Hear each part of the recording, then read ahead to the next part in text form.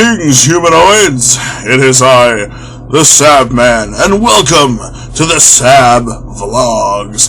On today's program, I am going to talk about something very near and dear to my own heart, and that is Star Wars. Yes, I love Star Wars ever since I was a kid. I had my Darth Vader action figure, and my Luke Skywalker action figure, and my Return of the Jedi bedsheets, and I had my little lightsaber duel reenacting the last stage of Return of the Jedi.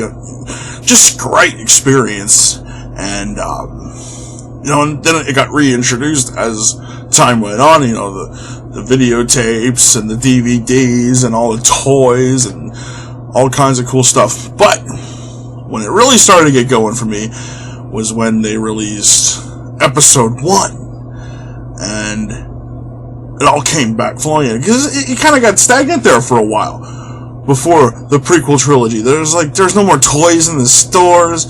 They hardly played the movies on TV, and the prequels really brought on a resurgence of Star Wars, and it was a very exciting time to be alive, and everyone was excited for this movie to come out. And then Episode 1 comes out, and everyone's like, it sucked. Episode 1 sucks. I'm here to tell you why it's one of my favorites. Now, if I had to pick a favorite, it changes constantly. It's all watchable. It's like, wow, that one was awesome. And I'm like, oh, well, that one was awesome. And it keeps changing. But, Episode 3 has to be the most awesome. Just because of that lightsaber fight at the end. And, Anakin Skywalker becomes Darth Vader. And it's awesome. Just awesome. But Episode 1. I love this. It's great.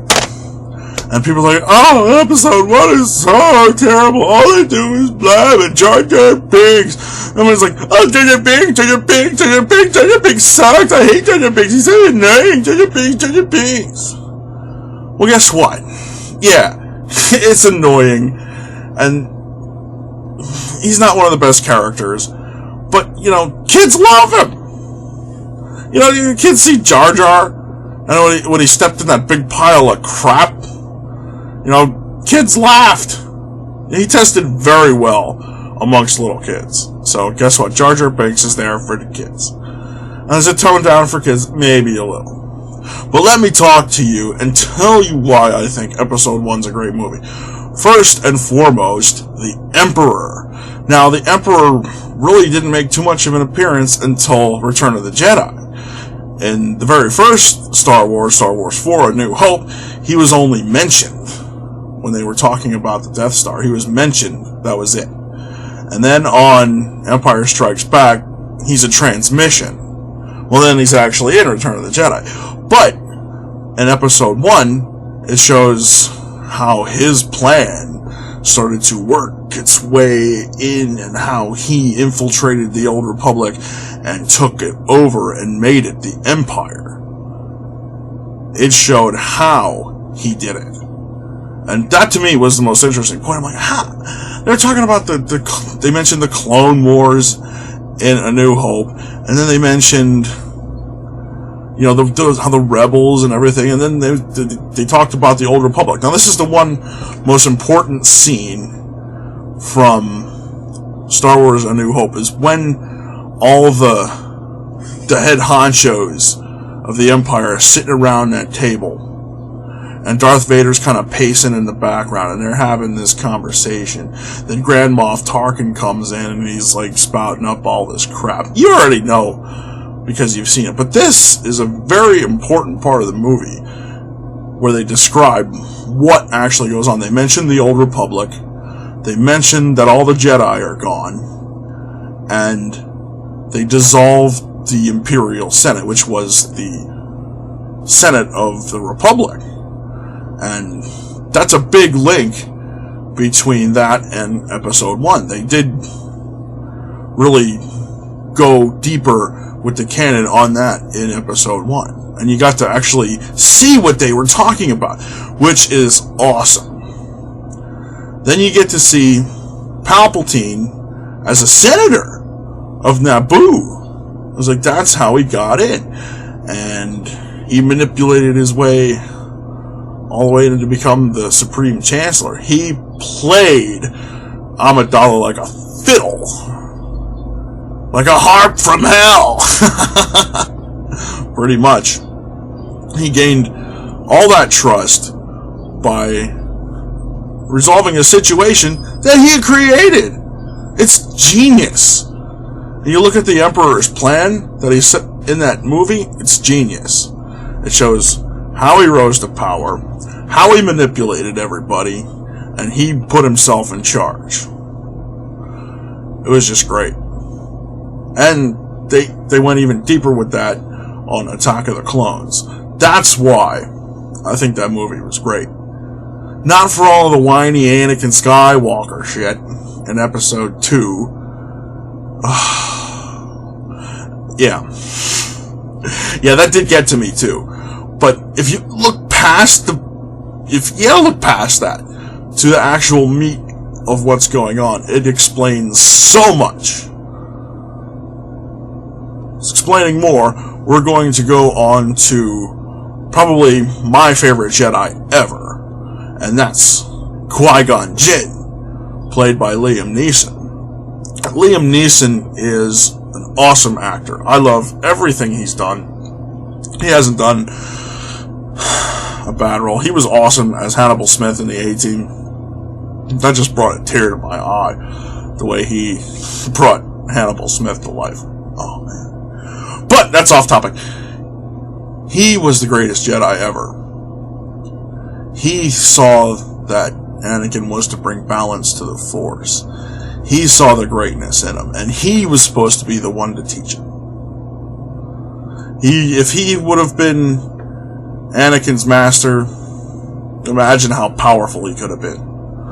Just imagine how powerful that guy could have been. But he did figure out how to become the Force ghosts and how to live on after you've died. And that explains how they were able to become ghosts of the Force. You know, that's how it happened.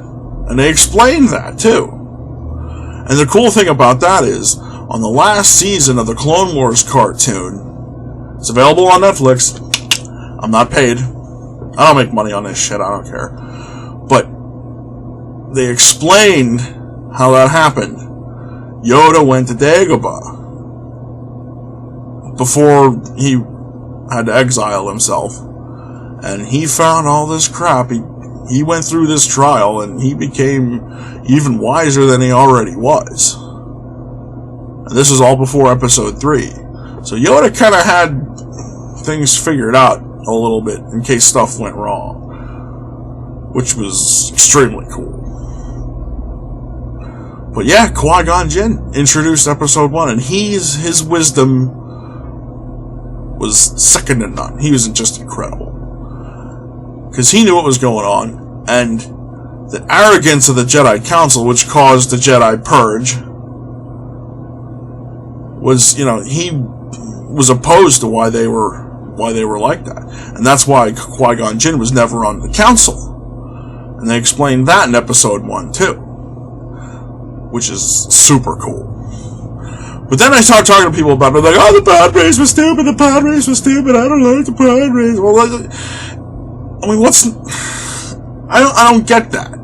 I don't understand why the pod race had to be so terrible. Well, yeah, you knew he was gonna win, of course. It's just like any other movie. You knew the kid was gonna win, because if he lost, they would still be stuck on Tatooine. So you knew the kid was gonna win, but, it was pretty awesome. It was pretty intense. Those things were really cool. I don't understand why people thought that was stupid. I just don't get it. And they made a video game where you could race the pods. That was fun. I had a great time doing that. And plus, Greg Proops, one of my favorite comedians of all times, was the announcer, and that just made it even better for me. And we got to see Jabba the Hutt younger, and you got to see his woman. Well, at least I presume that it was his woman. And Bib Fortuna was still there with him. So his species, whatever it is, must live pretty long. He was a full-grown adult during that. And well, I don't know, maybe it was his father. I don't know. They didn't explain it. It looked like him. It looked a lot like him. But nevertheless, awesome. Then people say, oh, well, Jar Jar Binks was stupid. I was like, yes. You've already mentioned that. Yes. We know he doesn't appeal to adults or teenagers. Not at all.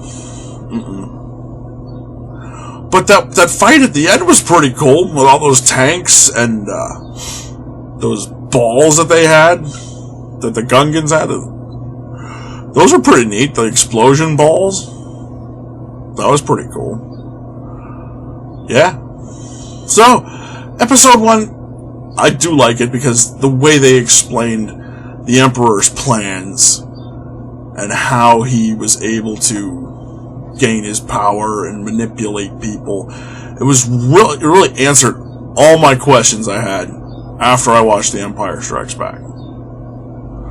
That's just the way it was. I get curious when I think about movies. I was like, well, why did this happen, or why did that happen, or how did that come about? And episode 1 did a great job of explaining it all. I mean, people might not like the way it happened, but at least you know. Okay? Now, I'm not here to encourage you to like it or try to watch it again, or, this is just my opinion. But the Emperor's plan was awesome. And it's just, I would like to go back and see more of, how he, like his training maybe, or his master. They talked about that a little bit in episode 3, about Darth Plagueis the Wise. I would like to know a little bit more back about that. I did read up a little bit on it, but I would like to see it. That would be really cool. Just show him training Darth Maul, or, something like that. Or where did he get the idea? Or how did he start his plan? Or what, Yeah, if you go back and read, you can find this stuff out, but I want to see it. That would be awesome. I hope Disney decides just to exploit the hell out of this and let us see all the stuff that we really want to see. Which is good. I mean, because Lucas just sat on his thumbs. I mean, come on. I mean, now we're getting all these cool movies. Rogue Squadron. They're gonna make a Boba Fett movie. They're talking about a Yoda movie, maybe an Obi-Wan movie, and gosh, I can't wait. I'm a Star Wars junkie. I can't get enough, and I can't wait for the backlash. It's gonna be great. But Disney, they're not stupid. They want to sell movies. They want to sell toys. They want people to like it. I don't think George Lucas really cared if people liked it or not. Which I kind of admire him for that. He goes, I'm going to make a movie that people freaking hate. And they're going to love it. And they're going to watch it. I think that's what he was doing. But now Disney's got it. They're running with it. And I've pretty much never seen a Disney movie I didn't like. I'm a single dad. I got to watch all the princess movies. I've seen them all. And I never did not enjoy it. Frozen was great. Anyway, I'm getting off topic. This. It's not a bad movie.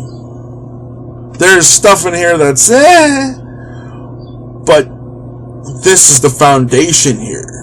This is excitement. This is incredible. Because it shows things that it answers lots of questions. Lots and lots of questions it answers. And, well, Yoda does look kind of stupid in it. He doesn't look like normal Yoda. Maybe he's like, oh, but he was younger.